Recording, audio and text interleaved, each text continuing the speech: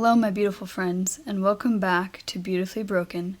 My name is Sabby, and if you don't know who I am, I started a YouTube channel called Beautifully Broken over a year ago, where I started giving tips, guidance, tools, and knowledge on how we can better understand ourselves, our past and present stories, and in doing so, we can help heal our mental health. I help others gain a deeper understanding of themselves so that they can heal what needs to be healed in order to move forward into a happier sense of self.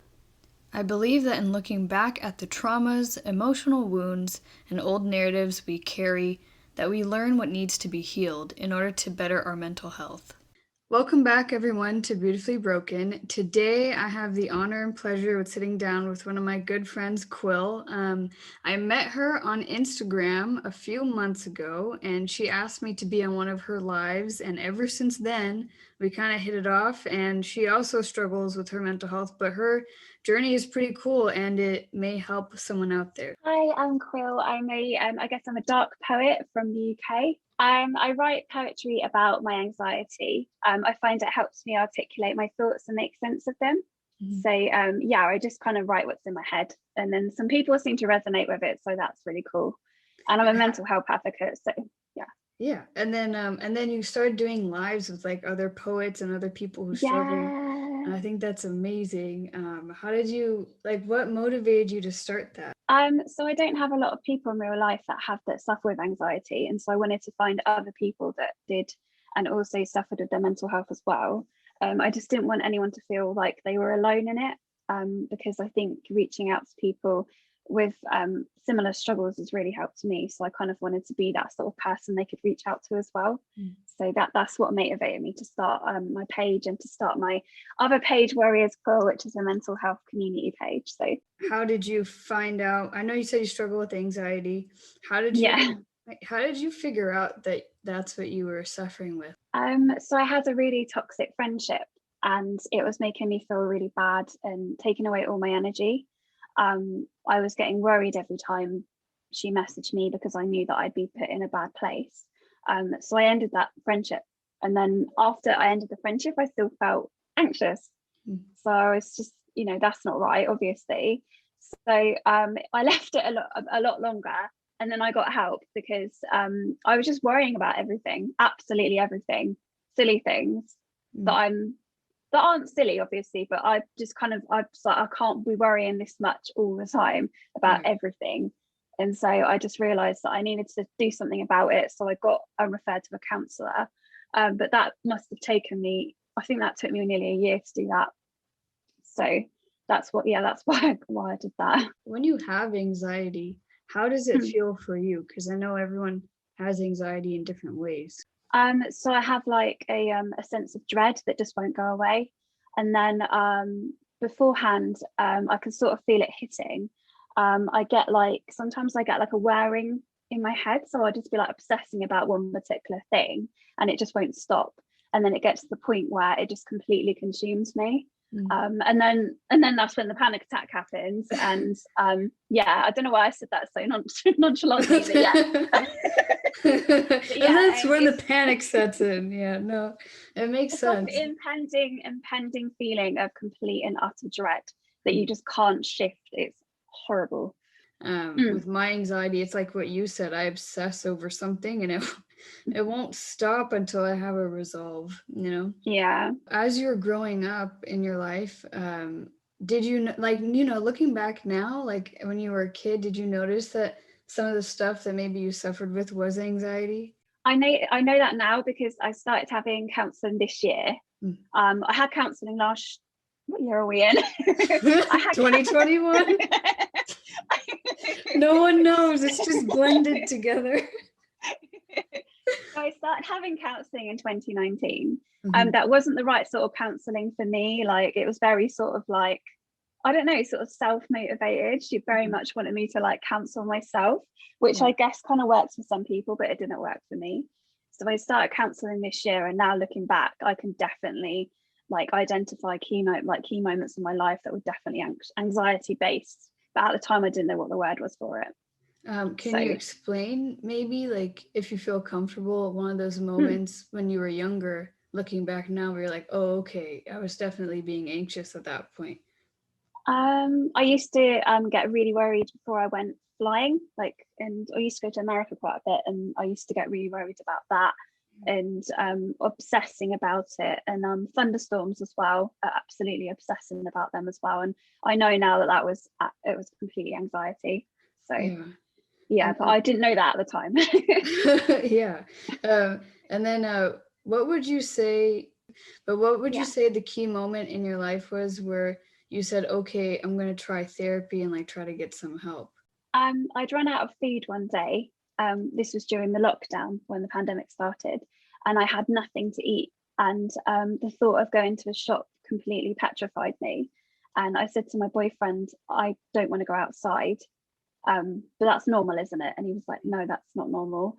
And I said, I don't want to go in the shop because, everyone might have corona in the shop, and I don't want to touch anything. I don't want to go anywhere. I just want to stay here.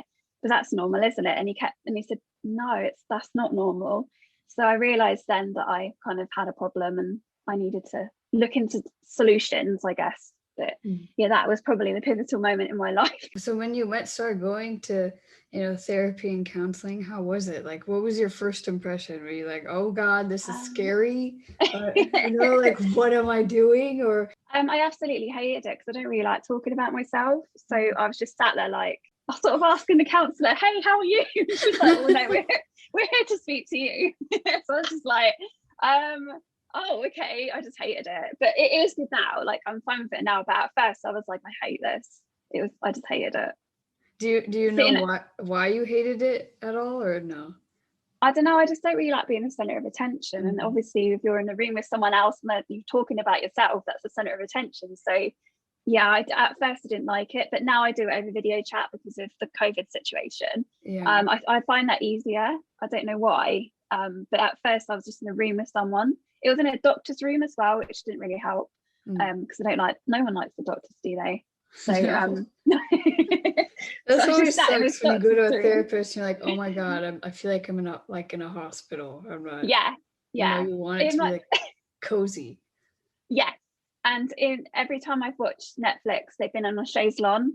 Like it's been really nice. And I was just sat there in like a plastic chair, like, wow, this isn't what I thought it was gonna be. I know. Okay, so you're in a relationship. When you first told him that you had anxiety or that you struggled with it, how did you start that dialogue? And I know he's super supportive of you, which is amazing. And I think that, Yeah. It's been, I mean, my anxiety, I would say, has got worse. So it's been quite a bit of a struggle recently. I've had to talk to him about what I need and things like that. And I'm not part of my anxiety is sort of people, I guess, not talking to me again because I've upset them. And to me in my head, like having anxiety is upsetting him. So I had to get over that hurdle and then tell him exactly what I need from him. So that was quite difficult. But I've spoken to other people about them, like I've asked them about their relationship and what they've done, and they've sort of advised me that's what I need to do. So I think yeah, sometimes asking for what you need can feel quite selfish, but it's not when it comes to mental health. So that I had to yeah. get over that hurdle. But when I first told him it wasn't nice. I kind of said I need help, and just those three words are like probably the scariest words I've ever said. Yeah, no, he just said, okay, what can I do? Like, what do you need, sort of thing. And we just talked through it, and he was completely supportive. But in my head, it was just such a hard thing to say, and that for some reason I thought he was going to act negatively, but he would never have done that anyway. But that Yeah. that was my anxiety telling me that. So Exactly. yeah, It's like, and I think you said it well, like your anxiety or, anxiety in general makes us believe that like a situation is scarier than it really yeah, is. Yeah. yeah, And that all you needed to do is just be like, hey, like, this is how I'm feeling. And then he goes, okay, like, what can I do to help? And then now, like, articulating your needs is so important. And I feel like, absolutely. yeah, I feel like as young women, it's hard for us to articulate our needs sometimes. Oh, absolutely, Yeah. definitely. So that's amazing. That's really, really cool. Maybe, not even just women, like anyone. Some people, like, they just feel like they can't say what they need or what they want. And that's just so Yeah, cute. you don't want to feel like a burden. Not that you ever would be, but sometimes people feel like a burden for asking for help. So Exactly. like I completely get that. To anyone maybe out there who struggles with articulating their needs or like how to say that. Could you give any advice on like how you did it? So I still struggle with it now. I really do. So I use my poetry because I think you're either good at talking or you're good at writing, and I'm better at writing. So I can sound like really, really articulate through poetry, but then I can talk and just sound like a complete mess. um, so I just found it through poetry. So even now, like I'll say to my boyfriend, I feel like this, and I'll read him a poem, and it just makes more sense to him than me saying the words, if that makes any sense. No, And I that's also so read. beautiful. That's seriously beautiful. And I also do that with my therapist as well. I'm like, let me get my poem out. And she's like, okay. I've had to do the same. I do the same because I'm a writer. And so sometimes the way I articulate what's in my head won't come out how I want it to. Yeah. So I feel that if I write it down, it helps. Just writing whatever the heck is in here. And then sometimes you have a creative breakthrough and you go, oh, Yeah, yeah. definitely. And I think also maybe like bullet pointing what you think, what you feel as well. Like, because I don't know about you, but my head just is like a washing machine. It just whirs, and I've just got stuff going everywhere. So sometimes I literally just sit down and just bullet point everything. I know that's a bit obsessive, but it's so helps. It just really helps me. No, that could totally help someone else too, because maybe someone doesn't know how to articulate what they're feeling, and if they have more of an obsessive compulsive like type of anxiety, that might just be better. Yeah, definitely. Anything that you can sort of visually see and break down.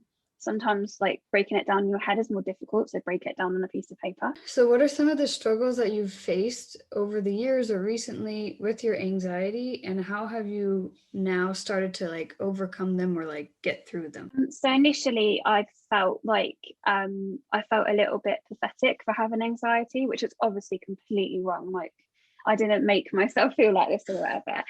So I guess it would have been more of an internal struggle, me accepting that I have got it and that I can do something about it. So I went to my doctor and got some medication. So I'm on antidepressants now. That was a stigma in itself in my head. Like I just thought, I can't believe I have to take these drugs to make me feel better. I can't believe I'm having to do that. I'm on antidepressants, but it's fine. Like it's fine. It makes me be me. So Yeah. I can walk out my front door now and not feel scared. Like that's amazing. And if it takes kind of drugs to do that, then that's absolutely fine. But it's taken me a long time to feel that way. And I think going on Instagram and talking to other poets that have anxiety and have depression has definitely normalized it for me, because I don't feel as alone as I did before. So it's kind of like the norm now, I guess, in my head. That's good. Yeah. So how did you break through the medication stigma? Because I know that's huge. But I say it's like, if I have a thyroid disorder and I have to take medication every day for the rest of my Oh, life. I do as well. Do you really? Yeah. Yeah. So it's like that. It's like, Mm. it should be equal. I'm going to sound like such a millennial, but I went onto YouTube. I typed in sertraline, which is a medication that I take. I believe it's called Zoloft or something in America. I'm not sure. I'm not Yeah. advertising it, by the way. Not sponsored. Yeah. So I just typed it into YouTube and I found this like British guy. I think he's called A Happy Change, and he was just talking about the medication, and he's started a Facebook group, and all these people on there were so amazing and so lovely, and they were just people just taking the medication, which sounds crazy, but they were just normal people taking the medication. And I just thought, what am I doing to myself? I'm berating myself, making myself feel terrible when there's other people out there taking this medication. Yeah. So that kind of helped normalize it for me as well. So I know you have a hard time, like your family doesn't know that you suffer with anxiety. How do you get through that? Because that must be really, really tough. I guess my mum and dad know, and so does my sister. We don't really talk about it.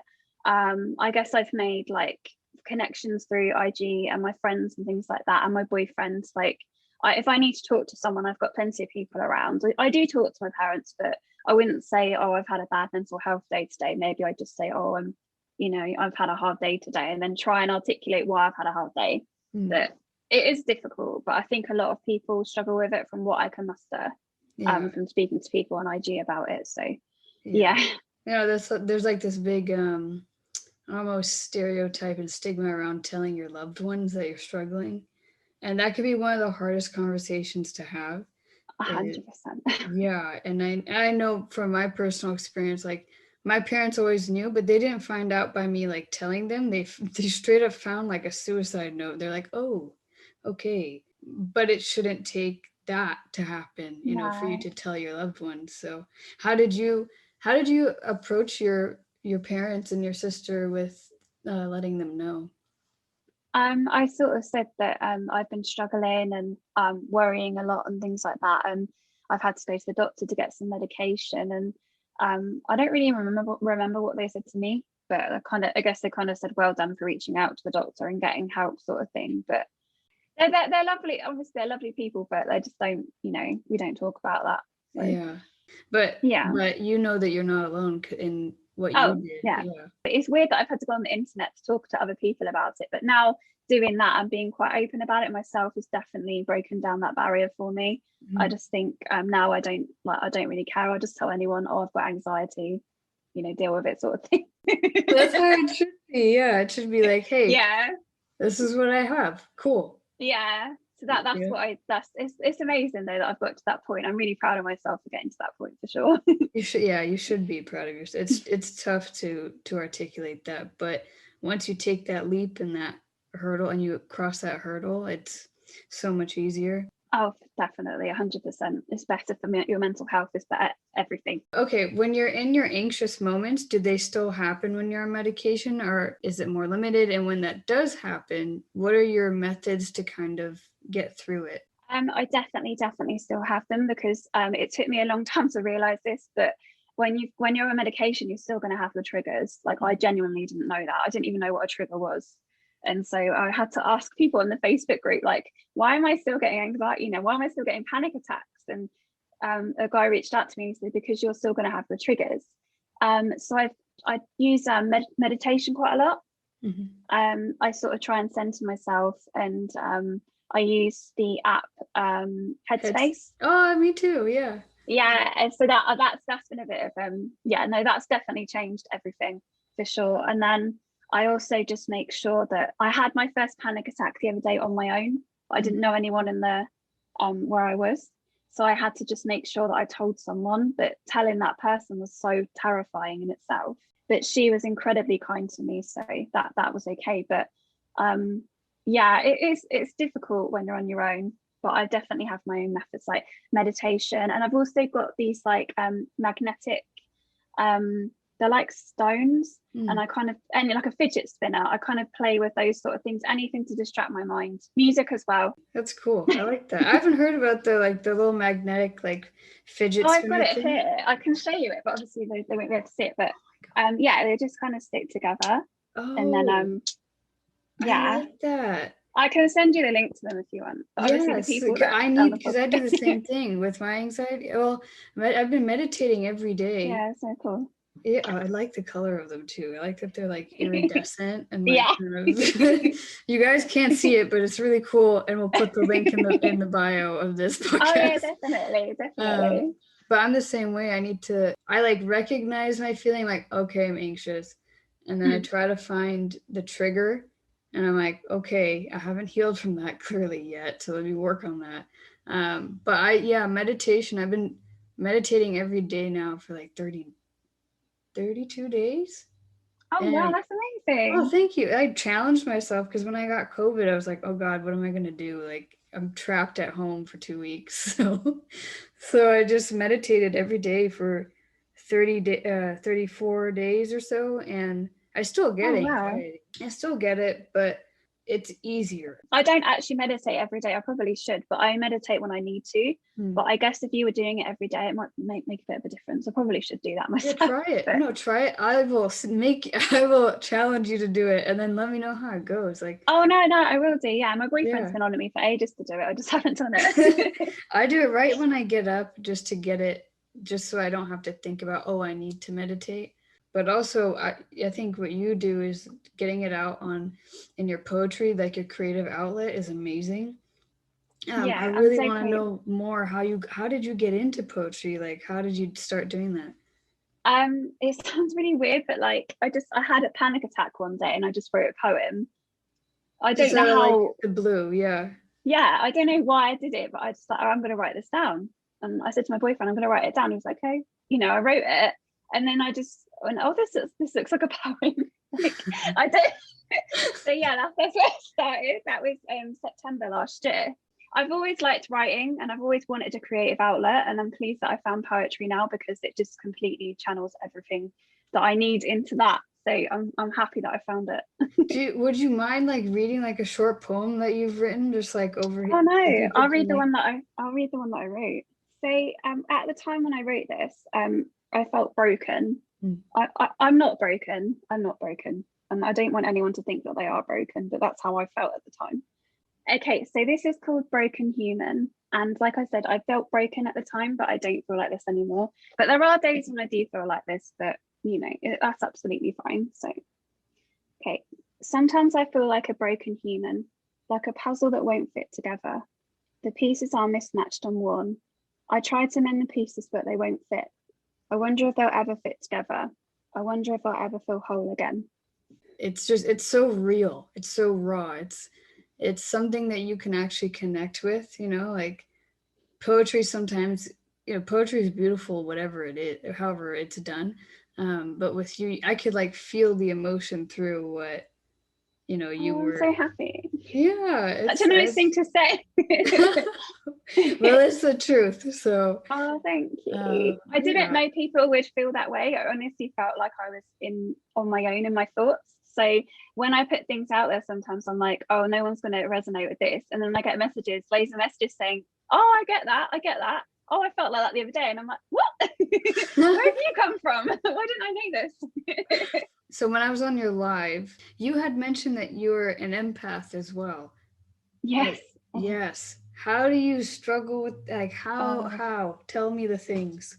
like I think I did know I was an empath, but I didn't know the word for it. I guess I found that out like a few years ago, but I really struggle with it like really badly. It really messes with my anxiety. Can you explain to people what that? So I guess an empath is when you I guess you kind of absorb other people's energy and other people's emotions.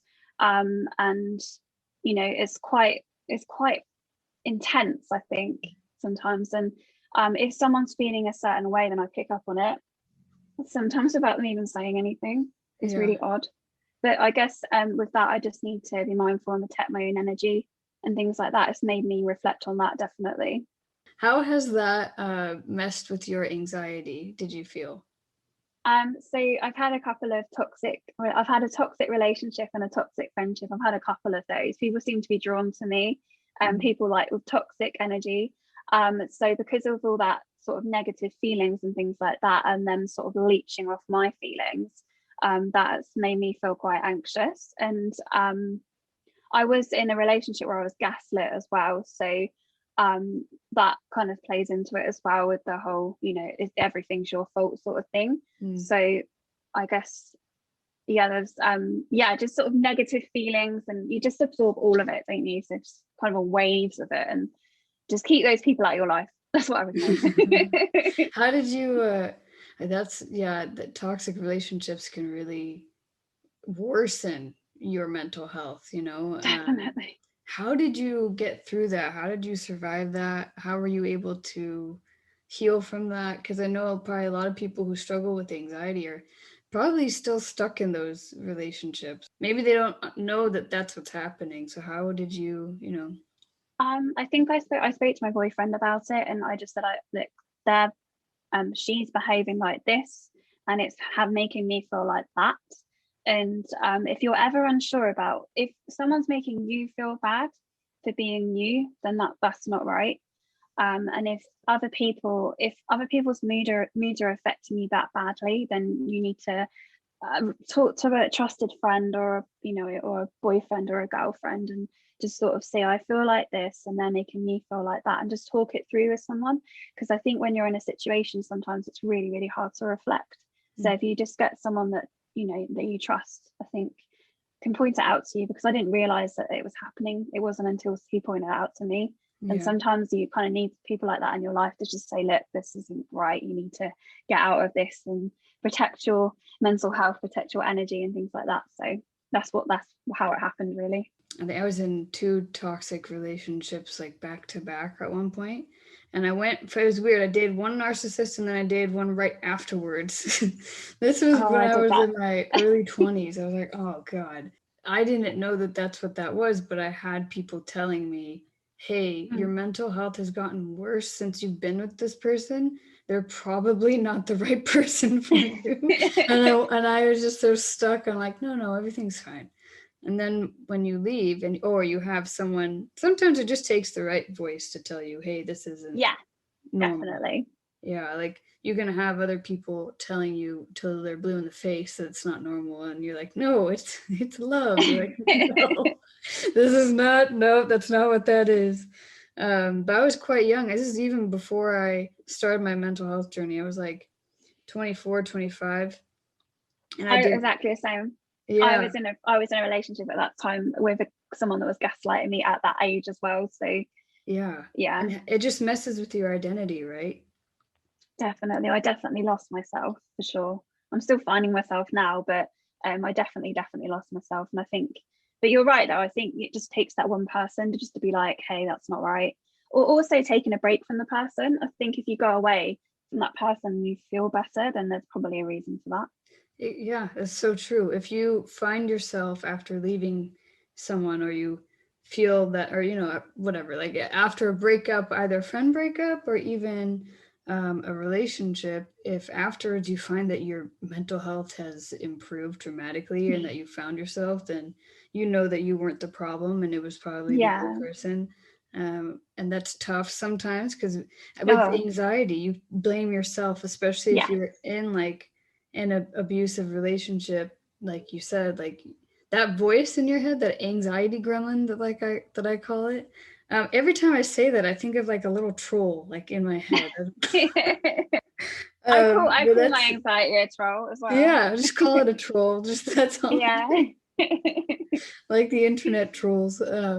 That voice in your head that's your anxiety sometimes is a reflection on those other people, those toxic people. Yeah, definitely. And because they're feeding off you, it just makes it so much worse. Yeah, 100%. If there's anyone out there that is resonating, with your story and what you're going through, what would you say to them? What would be your advice? If you can talk to someone, whether that be on the internet or, a friend or a trusted family member, and just sort of say, I'm feeling like this. I don't know why I'm feeling like this, and just try and articulate to someone how you're feeling, either with that writing or, even just writing your thoughts down and voicing them to someone. I find that so much easier than just reading off a piece of paper. You feel quite self-conscious at first, but it's fine. It's fine. If anything that helps. And then yeah, or even just talking to a doctor about it. I guess if you're not feeling, if you're feeling worried about everything, then that's not right. So yeah, just talk to someone about it if you can. Thank you so much for coming on my podcast. Thank you. I love this. Thank Yeah, you it so was much. amazing. I loved having you on here and we get along so well. And I hope Oh no. yeah, I hope that helps someone out there. Oh no, definitely. I'm really, really happy. Thank you so much, because I just think like all of this is going to help someone, and that makes me feel amazing because I didn't have that. So I'm happy that I can do that for someone else. If anyone wants to find Quill, all of her information will be in the information of this bio.